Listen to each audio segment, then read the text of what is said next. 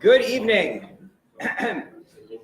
Good evening, and welcome to class number 20 out of 21.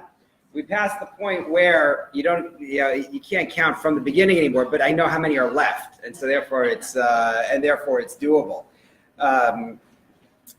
Thank you once again to Shivat Or Chaim for making this space available to us so we could hold the program in our home Beit Midrash. Thank you to Shai Shemayim for providing the copies of the Tanakh that you have.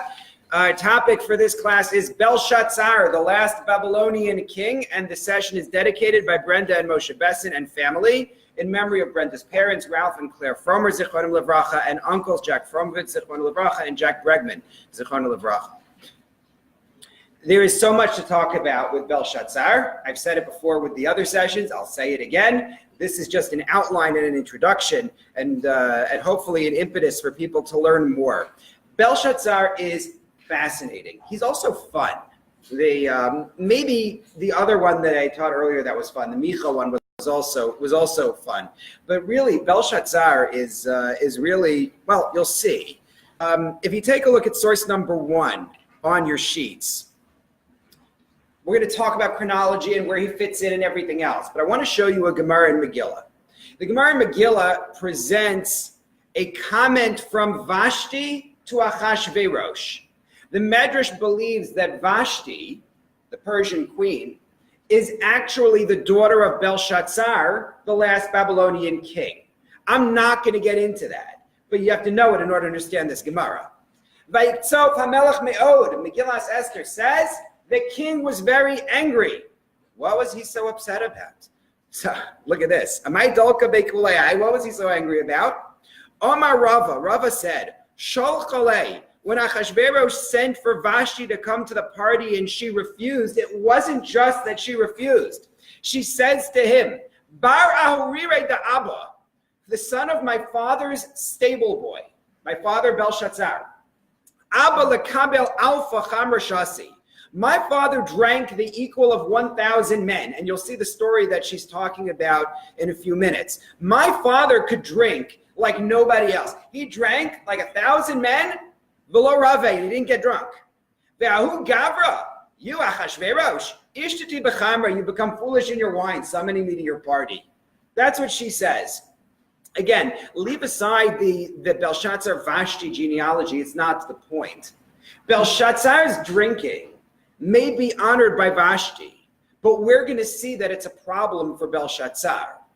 And what I want to talk about is, what is the character of this man? And how does his drinking play into it? Timeline. According to the secular historical chronology, we're in the 540s before the Common Era. If you're talking about the Midrashic chronology, you're about 160 or so years later than that, 4th century before the Common Era. Cyrus, the Persian, defeats the Babylonians and puts an end to their empire in the year 539 before the Common Era. And the main story we're about to read is the eve of that military victory. So, Belshazzar, I already mentioned, is the last king of Bavel. Take a look, please, in your Tanakh. On page 1789, I gave you the reference on the sheet in source number 2. It's the 5th chapter of the book of Daniel. This is Belshazzar's chapter. Look how he is introduced to us. The beginning of Parakeh, the beginning of chapter 5. Belshazzar Malka, Avad Lachem Rav L'Rav Vanohi Alaf. Belshazzar made a great big feast. The word lechem, don't be confused, does not mean bread. Very often in Tanakh, lechem simply means food. So he put out a lot of food for his 1,000 leading figures. We'll find out who they are shortly. V'lakavel alpa chamra shaseh, that's the reference. He drank opposite the 1,000. Belshazzar Amar b'te'em chamra. And when Belshazzar was influenced by the wine, he declared, he said, bring me the silver and gold vessels that Nebuchadnezzar took out of the Beis HaMikdash, and they were going to drink with them. But notice, Nebuchadnezzar Avuhi, his father, Nebuchadnezzar. That's what it seems to say, is that he is the son of Nebuchadnezzar. The problem with saying that, well, there are two problems with saying that. One problem with saying that is if you look at the end of the book of Yirmiyahu, we're not doing that here. If you look at Sefer Malachim as well, if you look in the Gemara, there's one more king in between Nebuchadnezzar and Belshazzar, a fellow by the name of Evil Merodach. So how did that happen? So Rashi says that Belshazzar and Evil Merodach were brothers. They're both sons of Nebuchadnezzar. So the older brother had the throne, and then Belshazzar had the throne. Abarbanel says that Belshazzar is actually Nebuchadnezzar's grandson, because Yirmiyahu had a prediction that there would be 3 generations of Babylonian kings. So in fact, it says he's his son, but it means he's his grandson. And we know that. That happens a lot in Tanakh. Generations get sandwiched. Just ask Abraham and Sarah about that. So that's a possibility. I should note as well that in non-biblical texts, you find reference to a Belshazzar whose father is a Babylonian king named Nabonidus, whose father is not Nebuchadnezzar. So there's a whole other discussion here about what exactly Belshazzar's role here is. Is he a king? Is he taking care of things on behalf of his father? That's unclear. What we do know about him is that he likes a good party. So he makes a party for, as we said, 1,000 of his leading figures. What is his feast for? So here we come back to what I said before. This is the eve of the Persian victory over the Babylonians. In other words, he is at war right now, as we speak, as he's drinking opposite 1,000 of Rav Rivanohi. Now we start to understand. Rav Rivanohi means not only his great and powerful guests, these are his military officers. They're having a great big party. I'm about to lose the word of Persia. That might explain something. Take a look at source number 3. And you will find there the explanation favored by Rashi and Abarbanel for why it is that he threw this great big party. I bring it to you from Josephus, since he wrote it down 1,000 years before Rashi did and 1,500 years before Abarbanel did. Look at this. The throne came to Belshazzar, who by the Babylonians was called Nabo Andalus. Okay.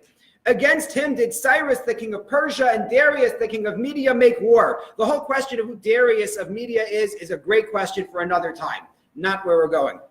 They made war against the Babylonians. And when he, Belshazzar, was besieged in Babylon, there happened a wonderful and prodigious vision. We're coming back to that. He was set down at supper in a large room. There were a great many vessels of silver, such as were made for royal entertainments. He had with him his concubines and his friends, whereupon he came to a resolution and commanded, just like we read, that those vessels of God which Nebuchadnezzar had plundered out of Jerusalem and had not made use of, but had put them into his own temple, should be brought out of that temple. He also grew so haughty as to proceed to use them in the midst of his cups, drinking out of them and blasphemy against God. But the key is, it's in the middle of a war. What he's trying to do is that he wants to build morale among his troops. No, we're not about to lose. And in fact, everything is wonderful. That's one take.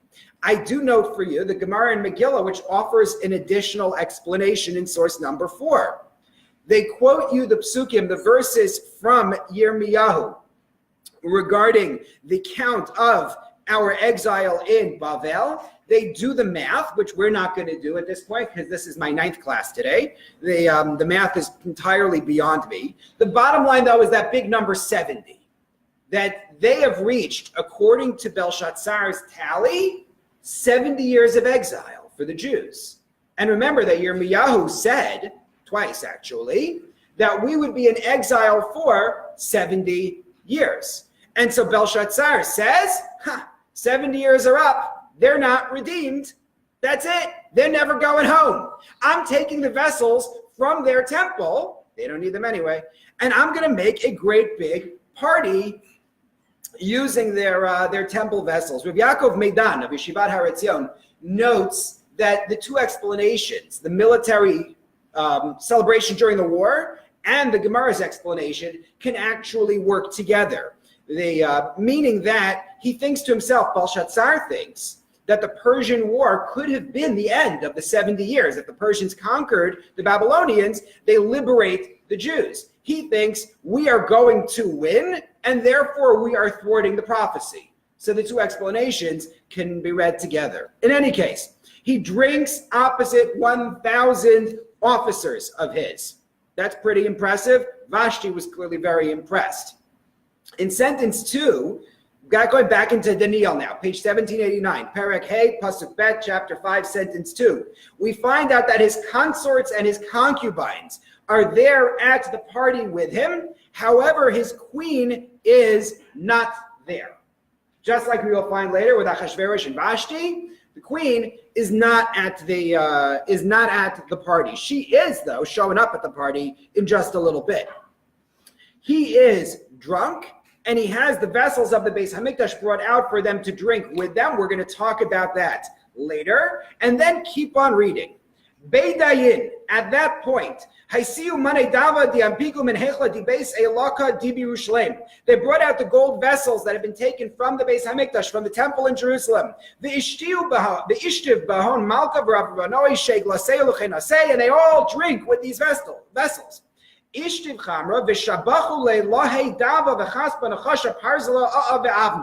They drink wine and they start to praise their gods. Gods made of gold, silver, copper, iron, wood, stone. We're working our way right through all the different possible materials. I don't think we left anything out. They weren't using aluminum. And that's the scenario at the start of this party. They are moved to praise their gods, maybe because they're able to use the spoils of the temple in Jerusalem without fear. Okay. I noted here something that it's worth seeing. So I'm going to take you there. If you take a look on your sheet at source number 5, I gave you a reference to Psukim in Yirmiyahu, Jeremiah, chapter 40 in Jeremiah. It's page 1169 in the Stone Tanakh. Page 1169. It's Yirmiyahu Perek Mem, chapter 40 of Jeremiah. They all start to drink and they praise their gods when they drink from the vessels of the temple. Take a look at Yirmiyahu. Look at this. Hadavar asher hayal Yirmiyahu me'eis Hashem. A message that comes from God to Yirmiyahu. Achar shalach oso Nebuzaradan rab tabachim min harama. After Nebuzaradan, the Babylonian officer, had sent him off from Ramah, he had been bound up in chains with the Galut, with those Jews who were in exile, and the executioner Nebuzaradan says to Yirmiyahu, Pasuk Bet, sentence 2, Vayomer elav, Hashem Elokecha diberes hara'ah hazos el hamakom hazeh. Your God decreed that your temple was going to be destroyed. You may be familiar, there's a Gemara that talks about Nebuzaradan as somebody who recognizes God. The Gemara didn't make it up. It's right here out of Yirmiyahu. God has done as he said he was going to do. Because you sinned against him. And you didn't listen to him. That's why this has happened to you. Nebuzaradan the Babylonian knows it. He says it. And now here we are, Belshazzar, drinking from the vessels of the temple. And they are moved to, instead of recognizing our God, they are moved to praise their gods. And at that point, they see the writing on the wall. And I get to say that because it's true. Take a look, please, back in Daniel now, page 1789. Pasuk Hey, sentence 5. Bashaita, at that moment when they are singing to their gods, Nifaka etzba and diyadenash, the fingers of a human hand emerge, a disembodied hand. The kasvan the kavel nevrashta al gira diksal hechla dimalka, and they start writing on the wall, right opposite the nivrashta. Nivrashta is a candelabra of some kind. Umalka chazei pasya da dikasvan. The king sees the hand writing. Edian malka zivoi shnohi. His face changes, loses all color. His thoughts frighten him. He's suddenly very afraid.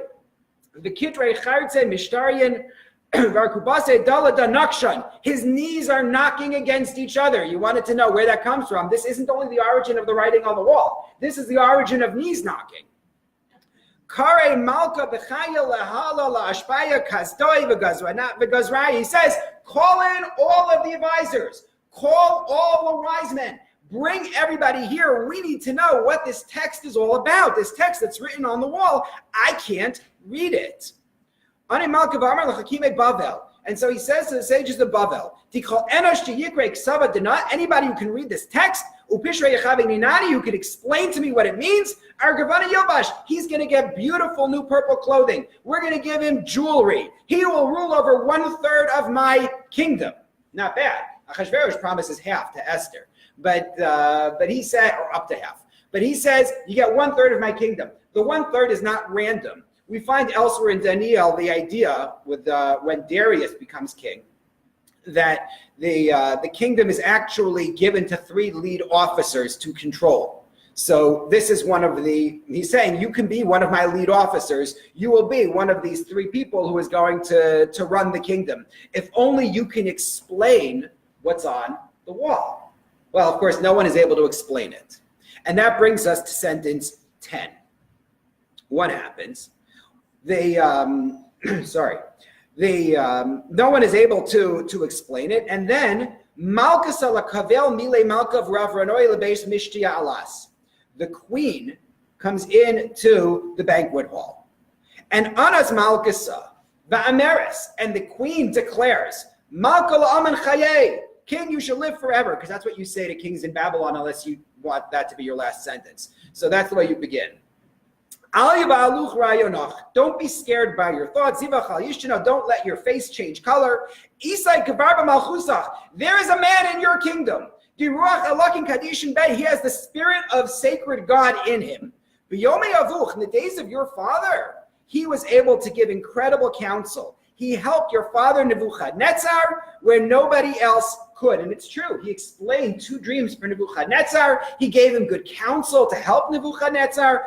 That's the man that you want. What you want is Daniel. Go summon Daniel, and he will explain it to you what it is that's going on. And so Daniel is brought in front of the king.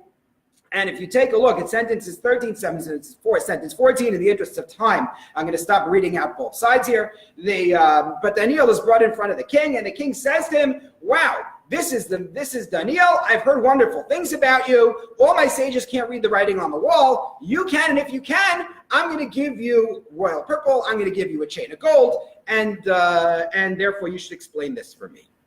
And Daniel does. Sentence 17. At that point, Daniel declares in front of the king, Matnasach lach lahavya. He says, you can keep your presents. Unavazbi asach la'acharan hav. You have spoils? Give them to someone else. I'm not so interested. Baram ksava ekre lamalka. But I'm going to read the text to you. Upishra hodi'ine. And I'm also going to tell you what it means. What is it? So he says, God gave your grandfather Nebuchadnezzar, great power.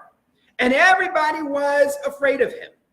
But he became arrogant, and he lost his throne. And that was actually the previous chapter in Sefer Daniel. And God is the one who's in control of all that happens here. He raised up Nebuchadnezzar, and he brought him crashing down as well. Well, you, Belshazzar, you're not a very humble person. You elevated yourself before God. You took the vessels of the temple, and you drank from them and had your party drink from them, and you worshipped all of these gods of all these different materials. So that's what this writing on the wall is about. And in Pasuk Chav Hey, sentence 25, he says, Dinak Sava Dirashim. Here's what it says. Menei tekel ufarsin. That's what it says. That's what the words say.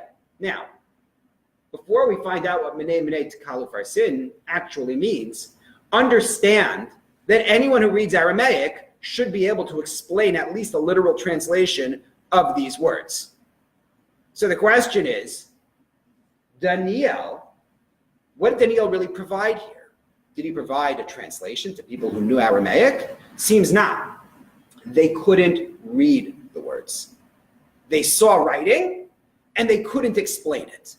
They couldn't read it. So the Gemara in Sanhedrin asks, why couldn't they read the words? And it says, because they were written in code. What kind of code? Look on your sheets. Source number 6. Rab says it was written in gematria. When he says gematria, he doesn't mean letters for numbers, that kind of swap, but other kinds of swaps. Yetat idach pukchamt. What in the world is that? The answer is that's what is called atbash. You may be familiar with it. Atbash is the system in which you go through the alphabet and you pair up. There are 22 letters in the alphabet. You pair letter number 1 with letter number 22, letter 2 with letter number 21, letter 3 with letter number 20, and so on, working your way towards the middle of the alphabet. I gave it to you in source number 7 so you can see the pairings. So it says Yud Tet Taf, but if you check your parallels there, you realize that that is Mem Nun Aleph. That's the way it's written. It's written in this code. Shmuel says, no, it was written Mamtus Nan Kefia Alran. Why? So that's what I brought you in number 8. It's vertical columns instead of rows. Mene, right? You see it? Is written going downward, and therefore they're all trying to read it across, and they don't understand what's a Mamtus Nan Kefia Alran. The answer is it's not. It's meant to be read vertically. Rabbi Yochanan says, no, it was actually backwards. Anam. You see that? Lakat nisrafo. It's all written backwards. Rav Ashi has this sort of version of Pig Latin. He says the first and second letter of each word is transposed. Neme, ketel, person. Okay, so that's a lot of fun. But what in this world is all this about? What beyond the codes that we are trying to find. By the way, anyone who has seen Rembrandt's painting, Belshazzar's Feast, knows that Rembrandt paskin like Shmuel. He has it written in vertical columns. Side note. So what exactly does Minei Tekelu Farsin mean? Minei, limnot, is to count. God has counted the years of your reign, and they are coming to an end. And it says Minei twice, says Abarbanel, because it's the end of the count for the destruction of the Babylonians and the count for when the Jews are going to return to their land. So God is counting. Tekel, like shekel, the tuf and the shin interchange. Tekel means he has weighed. Specifically, he has weighed you, Belshazzar, and he has found you to be deficient. And then the uparsin, pros, is to split. Pros laroiv lachmecha, various other uses that are like it. Pros hapesach. It means to break up, because your kingdom is going to be broken up when you are defeated by the Persians and the Medes. And in fact, that's what happens. The writing comes true. The writing comes true. They lose the war. But take a look at sentence 29. This is very interesting. We're still on page 1791. Look at sentence 29, the next last sentence in the chapter. Beit at that point, after Daniel explains it, Amar Belshazzar v'halbishul Daniel argavana v'amnicha didav al tzavrei. They clothed Daniel in purple. They put the gold ornament on his neck. Belshazzar is true to his word. He promised wealth, he gives it. So they say he should be in charge of 1/3 of the kingdom. A lot of good it's going to do you when you're losing to the Persians the next day. Fine. And at that night, Belshazzar is killed that night. Okay, what are we supposed to get out of this? Belshazzar is described here explicitly and implicitly as degenerate. His idea of a morale booster in wartime is to bring his officers together to drink a lot of alcohol. He drinks with the vessels of the temple. It was common throughout Tanakh to take trophies, religious trophies, from the enemy. We did it. After the war with Shem, Yaakov has to tell his sons, Hasiru es Elohei hanechar, get rid of the foreign gods that you have, meaning that they had taken spoils, which included the vessels of their gods. In Shmuel Bet, David HaMelech takes the crown of the god of Ammon, Malcolm, and he makes it his own crown. We did it. Moab did it to us. If you look at the Mesha Stele, you find that Mesha, the king of Moab, describes offering the vessels of the Jewish temple in front of his god Chemosh. And as we've already learned, Nebuchadnezzar took our vessels from the Beis HaMikdash, from the temple. It's there in the beginning of the first chapter in Daniel. But there's a difference. Because what Nebuchadnezzar did with the vessels was to put them in the temple of his god, right? Think also of what the Plishtim did, right? In the beginning of Shmuel, they take the Aron and they put it in with Dagon, right? They don't try to drink with them. What Belshazzar does shows just how degenerate he is. And yes, that's a key piece in the Gemara and Megillah about Achashverosh, taking the vessels out to drink with them. Because Achashverosh, the degenerate, is modeled on Belshazzar in many ways. There's more to say about Achashverosh and how he has the vessels, because Cyrus already returned them before Achashverosh. That's a problem in its own right. Not the point right now. Belshazzar is described to us as somebody not worthy of respect. He is also extremely fearful, right? You remember, though, Nebuchadnezzar, earlier in Sefer Daniel, has a vision he can't explain. It's in Daniel chapter 2. And he has a way to solve his problem. Nebuchadnezzar says, I'm bringing all my advisors, and if they can't explain it, I'm going to cut them up into small pieces. That's what he says. Chapter 2, sentences 5 and 6. You don't have to believe me. It's right there. And by the way, if they can explain it, then I'll give them some reward. But it's the threat. That's the way it works with Nebuchadnezzar. Belshazzar doesn't have any threats to offer. He's just begging. Please help me. 1/3 of my kingdom, if only you can explain this really scary vision that I had. He's a frightened man. And he's also not very sophisticated. Why does he need the queen to tell him about Daniel? Daniel's famous. He was in charge of the country, of the empire practically. Now, you could say, some suggest that Daniel has actually moved out after Nebuchadnezzar's fall, and after he's gone already, so Daniel moves away. Could be. I also wonder if there isn't an Asher lo yadat Yosef type of a thing working here, right? Like with Yosef, where the Paro just conveniently forgets about Yosef. Maybe there's a jealousy issue, and therefore we just want to pretend we don't know about Daniel.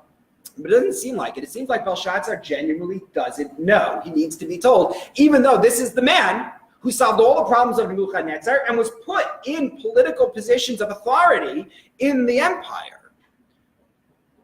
Belshazzar is degenerate. Belshazzar is scared. Belshazzar is not a very good warrior. And he's not very sophisticated. And the lesson that we take from this is to avoid people like that. Watch the story carefully. I read something out before and sort of just glossed over it. Did you notice Daniel refused the gifts? Daniel accepted gifts from Nebuchadnezzar. He did. Earlier in the book, you can go see it yourself. Chapter 2, chapter 4. Daniel accepts things from Nebuchadnezzar. He refuses now. Why? So Abarbanel offers a suggestion, which I brought you in the last source on the sheet, source number 10, that he says, he suggests that it's Daniel wants to emphasize loyalty and willingness to serve when it comes to Belshazzar, and therefore he doesn't want to take the gifts. Look, I'm willing to serve you and I don't need the gifts. Also, since he knows he's about to give a harsh message, he figures it's not going to go well if I take his money. Maybe, but I think there's something else going on. Because Daniel more broadly deals with Nebuchadnezzar and Belshazzar differently. With Nebuchadnezzar, he accepted gifts. With Nebuchadnezzar, when he had to say something bad to him, he said something bad was going to happen. He said, may this evil befall your enemies. It was in chapter 4, sentence 16. With Nebuchadnezzar, when there was a warning about Nebuchadnezzar's collapse, he offered Nebuchadnezzar advice to delay the fall. He said, if you give tzedakah, then your kingdom won't collapse yet. And with Nebuchadnezzar, when he gave the advice, he credited Hashem at the start of his advice. None of this is with Belshazzar. He has no interest in helping Belshazzar whatsoever. He does not invoke Hashem when he explains this. Why? So I'm basing this, building on an idea that I saw from Rabbi Yaakov Meidan, but I'm expanding on it, that Belshazzar doesn't have Daniel's respect. That's it. He's a drunk. He parties with his friends. He treats the vessels of the temple with disrespect. He's a frightened people pleaser, as opposed to scary Nebuchadnezzar. And Daniel refuses his gifts. Who does this remind you of from the Chumash? Abraham, right? The king of Sodom comes to Abraham after the war of the 4 kings and the 5 kings, right? And he says, give me the people, and you can take all the wealth. And Abraham says, I don't want you saying that you enriched me. And when you read that story, you're bothered. Because Abraham took money from Paro. He took wealth from Paro. Why isn't he willing to take wealth from the king of Sodom? And the answer is because the king of Sodom, we know what Sodom represents in the Torah, is degenerate. He wants nothing to do with him. Paro may be bad. Paro has all sorts of problems that Abraham makes very clear. But Paro is more deserving of respect than Avimelech. Than Melech Sodom. Avimelech is another story. He's more deserving of respect than the king of Sodom. And the same thing is true here. What Nebuchadnezzar is the destroyer of the Beis HaMikdash. You're not redeeming him. You're not making him a nice guy. There's no way you can make him good. But at least he has some bearing. At least there's something royal about him. Belshazzar doesn't deserve the respect and doesn't get the respect from Daniel, and he represents the end of the Babylonian Empire, as well as the end of this shir, because now we switch over to the Persians for our last half hour. So we'll take a second just to breathe. I'm going to switch the Facebook Live thing.